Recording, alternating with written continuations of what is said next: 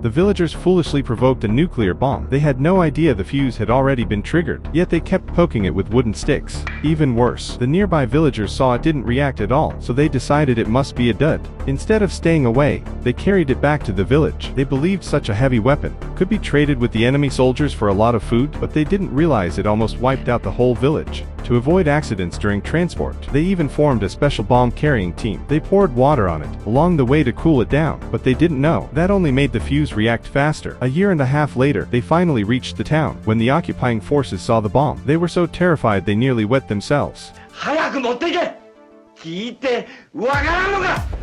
Seeing the soldiers didn't believe it was a dud, the villagers grabbed sticks and started hitting it to prove it. They almost scared the soldiers out of their minds. One soldier rushed to grab his rifle. He fired into the air to warn and threaten the villagers, telling them to move it away or face the consequences. The villagers had no choice but to carry the bomb to the coast. The officer followed closely behind to supervise. As they were about to reach the destination, the villagers stopped again, unwilling to let it go, but the officer quickly stopped them. The villagers still tried to argue, because by then, the war was near its end. Resources had become extremely scarce, especially steel and metal materials, so the military made a new policy. Anything made of metal or steel could be traded for food at the exchange center. That was why the villagers risked their lives trying to deliver the bomb to the occupying forces. They hoped to trade it for a good amount of grain, but now the soldiers refused to take it. The two villagers looked upset but helpless. They could only follow orders and carry it to the sea. In front of everyone in the village, they reluctantly lifted the bomb and threw it into the water with heavy hearts. The soldiers finally relaxed at that moment, but the villagers felt empty inside.